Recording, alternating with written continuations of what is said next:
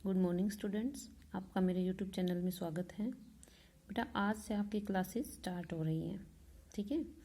आपका first chapter है, ये पोएम है सूरदास के पद। सूरदास जी कौन थे थोड़ा ब्रीफ में जान लेते हैं, लेकिन इसके बारे में आपके एग्जाम में नहीं पूछा जाता है। सूरदास जी एक कवि थे जो कृष्ण के अनन्य भक्त थे। श्री कृष्ण के परम भक्तों में सूरदास जी की गिनती होती है। आपसे ये पूछा जा सकता है एग्जाम में कि सूरदास जी श्री कृष्ण के अनन्य भक्त कौन थे, तो आप सूरदास ही टिक करेंगे। सूरदास जी का नाम सूरदास क्यों पड़ा? क्योंकि वो अंधे थे। सूरदास उसे कहते हैं जो अंधे होते हैं। दूसरी बात कि सूरदास जी सगुण भक्ति के समर्थक थे। ये क्वेश्चन कई बार एग्जाम में आया है कि सूरदास जी किस प्रकार की भक्ति करते थे, या इस पाठ में किस प्रकार की भक्ति का वर्णन किया गया है, तो उसमें आप सगुण भक्ति लगाएंगे। अगर आपको याद नहीं रहता तो आप रिलेट कर लें, सूरदास में स आता है, सगुण भक्ति में स आता है। भक्ति दो प्रकार की होती है, सगुण और निर्गुण। सगुण भक्ति होती क्या है? जिसमें हमें देवता की आवश्यकता होती है। शॉर्ट में आप लोग समझिए कि मान लो आपके पास देवी देवता साक्षात हों, आप सामने उनको खड़ा करके उनकी पूजा करें, वो कहलाएगी सगुण भक्ति। और निर्गुण में जो हम करते हैं, जैसे हमने मंदिर में मूर्तियां रखी हैं, हम उनकी पूजा कर लेते हैं उनको भगवान मानकर। तो श्री कृष्ण सूरदास जी का मानना है कि उन्हें श्री कृष्ण साक्षात अपने सामने चाहिए, गोपियों को, इसलिए वो गोपियों के माध्यम से अपनी बातें कह रहे हैं इस कविता में। दूसरी बात कि इस कविता में जिनका वर्णन है, इनकी बातें किनकी हैं, एक तो गोपियों की हैं और दूसरा उद्धव की हैं। उद्धव श्री कृष्ण का दोस्त है। उसको सूरदास जी ने श्री कृष्ण के दोस्त के रूप में यहाँ चित्रित किया है। वो एक दूत का काम करता है जो कि श्री कृष्ण जी का संदेश लेकर गोपियों के पास आता है। अब बात यहाँ से शुरू होती है कि वो संदेश लेकर क्यों आता है, श्री कृष्ण कहाँ गए। तो इसमें बताया गया है कि जब श्री कृष्ण वृंदावन में गोपियों के साथ रहते थे तो वो दोनों आपस में बहुत अटखेलियाँ करते थे, मस्तियाँ करते थे। गोपियाँ श्री कृष्ण से बहुत प्रेम करती थी, लेकिन वो मथुरा चले जाते हैं और ये कहकर जाते हैं कि मैं कुछ दिनों बाद वापस लौट आऊँगा, लेकिन ऐसा होता नहीं है। फिर वो उद्धव के माध्यम से संदेश भिजवा देते हैं कि मैं वापस नहीं आऊँगा। गोपियों को कहना कि वो योग साधना करें, क्योंकि योग साधना करने से व्यक्ति का मन स्थिर हो जाता है। तो वो भी चाहते हैं कि गोपियाँ कृष्ण को भूलकर योग में अपना ध्यान लगा लें, लेकिन ये बात गोपियों को अच्छी नहीं लगती। तो जब उद्धव ने ये संदेश उनको दिया तो गोपियों ने उसे जो जो उल्हाने दिए, जो जो उस पर कटाक्ष किए, जो जो उन्होंने बातें कही, वो सारी बातें सूरदास जी ने इस कविता के माध्यम से बताई हैं। इसकी लैंग्वेज थोड़ी डिफिकल्ट है बेटा, मैं एक एक वर्ड का मीनिंग आपको बताऊंगी तो आपको समझ भी आएगा और आप ध्यान से सुने। उद्धव ये संबोधन वर्ड है। वो गोपियाँ कह रही हैं कि उद्धव यानी कि उद्धव, हे उद्धव, तुम हो अति बड़ भागी। अति माने बहुत अधिक, और बड़ भागी मतलब बड़े भाग्य वाले। बड़े भाग्य वाले से क्या मतलब है कि सौभाग्यशाली हो, यानी कि तुम्हारा नसीब अच्छा है। अब ये ताना मार रही हैं, उसको उल्टा बता रही हैं, जबकि वो कहना ये चाहती हैं कि तुम निर्भाग हो, तुम्हारा भाग्य बहुत खराब है, तुम्हारा नसीब अच्छा नहीं है। लेकिन वो उल्टा बोलती हैं कि तुम तो बड़े भाग्य वाले हो। जैसे कि हम किसी से कह देते हैं ना, हम एक बच्चे को सपोज करो पढ़ा रहे हैं और हमने उसको 2 बार बता लिया कि बेटा 2 2 जा 4 होता है, लेकिन जब हम उसको 3rd बार पूछते हैं तो वो बताता है 2 2 जा 6।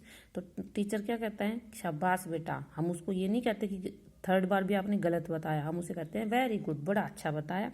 तो उसका मीनिंग क्या होता है, उसका मीनिंग ये होता है कि हम उसे ये कह रहे हैं कि आपने जो बताया वो बिल्कुल उम्मीद के विपरीत आंसर है, ऐसा कैसे बता सकते हो आप। तो वो भी यही कह रहे हैं कि उद्धम तुम हो अति बड़ भागी, तुम तो बहुत बड़े भाग्य वाले हो। अपरस रहत स्नेह तगातई। अपरस मतलब अप कमी के लिए आता है, उपसर्ग है, रस का मतलब रस। तो कहती हैं कि तुम तो अपरस यानी कि जिसमें रस ना हो, अछूते हो यानी कि तुम्हारे जीवन में रस नहीं है, आनंद नहीं है, क्योंकि तुम श्री कृष्ण की भक्ति से अछूते हो। रहत माने रहा रहते हो, स्नेह तगा तई, स्नेह मतलब प्रेम, तगा माने धागा, तई रहते हो। तो कहते हैं कि तुम तो हमेशा से ही प्रेम रूपी धागे से अपरस रहते हो, यानी कि दूर रहे हो। कहने का मतलब ये है कि तुम प्रेम रूपी धागे में कभी बंधे ही नहीं हो। नाहिन मन अनुरागी, और नाहिन ना ही तुम्हारे मन में अनुरागी, अनुराग की भावना है, यानी कि प्रेम की भावना है। अब वो कहती हैं कि ना ही तुम प्रेम रूपी धागे से कभी बंधे हो, ना ही तुम्हारे मन में अनुराग की भावना है। अब उसकी तुलना करती हैं उद्धव की कि वो कैसा है। पुरइनी पात रहत जल भीतर। पुरइनी कहते हैं कमल को, यानी कि जो जल में रहता है। पात मीन्स पत्ता, रहत माने रहता है, जल भीतर जल के अंदर। कहते हैं तुम तो कमल के पत्ते के समान हो, कमल के फूल के समान हो, जिसका पत्ता पानी के अंदर रहता है। तारस देह न दागी, लेकिन फिर भी देह माने उसके शरीर को, दागी मतलब दाग, उसके शरीर को कोई दाग नहीं लगता। यानी कि कमल का जो फूल होता है बेटा वो कीचड़ में खिलता है, लेकिन फिर भी वो कह रही हैं लेकिन उसका जो पत्ता होता है वो बिल्कुल साफ होता है, क्योंकि वो चिकना होता है। उसके ऊपर कीचड़ अगर गिरता भी है तो फिसल कर नीचे गिर जाता है।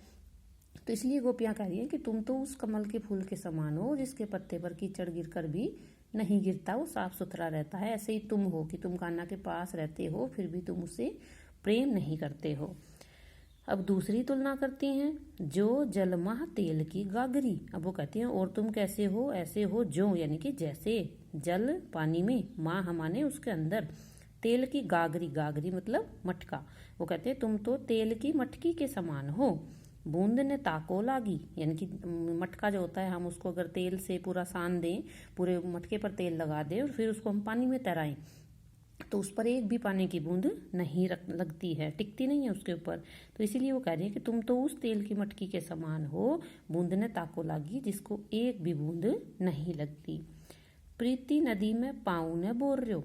प्रीति नदी, प्रीति मतलब प्रेम, नदी मतलब नदी। तो कहते हैं तुम प्रेम रूपी नदी में पाऊ न बोर रहे हो। पाऊ मतलब पैर, बोर रहे हो मतलब रखा, कि तुमने प्रेम रूपी नदी में कभी भी पैर नहीं रखा है। दृष्टि न रूप परागी, और तुम्हारी दृष्टि, तुम्हारी जो नजर है, न रूप परागी, उसने कभी किसी को मुग्ध होकर नहीं देखा है, यानी कि प्यार से, परागी मतलब प्यार से नहीं देखा है, तुमने कभी किसी को प्रेम की नजर से नहीं देखा है। लेकिन कहती है तुम तो ऐसे हो। सूरदास अबला हम भोरी, लेकिन सूरदास जी कहते हैं, गोपियाँ कह रही हैं कि हम तो अबला हैं, भोरी हैं।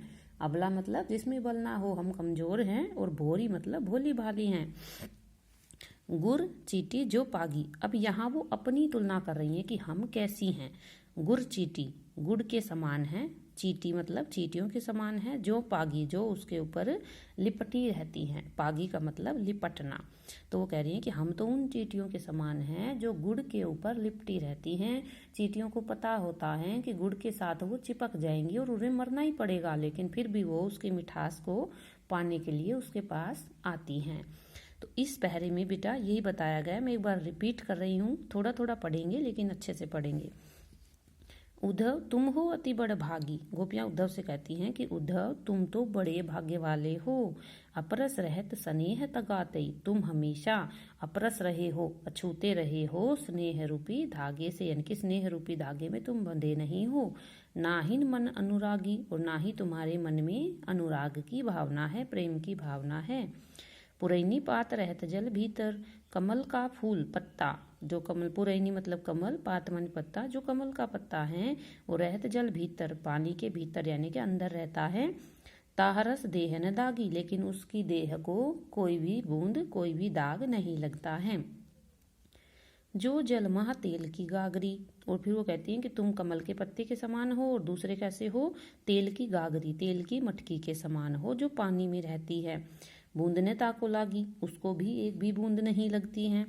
प्रीति नदी में पाऊ ने बोर रहे हो, तुमने प्रेम रूपी नदी में पैर नहीं रखा है। दृष्टि ने रूप परागी, और ना ही तुम्हारी नजर में प्रेम की भावना है, यानी कि तुमने कभी किसी को प्रेम से देखा नहीं है। लेकिन कहती हैं तुम तो ऐसे हो, लेकिन हम कैसी हैं। सूरदास जी कहते हैं, गोपियाँ कह रही हैं कि हम अबला हैं, भोरी हैं, भोली भाली हैं, गुड़ चीटी जो पागी, और हम तो चीटियों के समान हैं जो गुड़ पर चिपटी रहती हैं और अपने प्राण त्याग देती हैं। बेटा ये पोएम बहुत इंपॉर्टेंट है, 10th क्लास में फर्स्ट और सेकंड पोएम जो आपकी हैं उसी में से एग्जाम में पूछा जाता है। तो आई होप आपको समझ आया होगा। बहुत अच्छे से आप इसको पढ़िए, एक एक वर्ड को पढ़िए।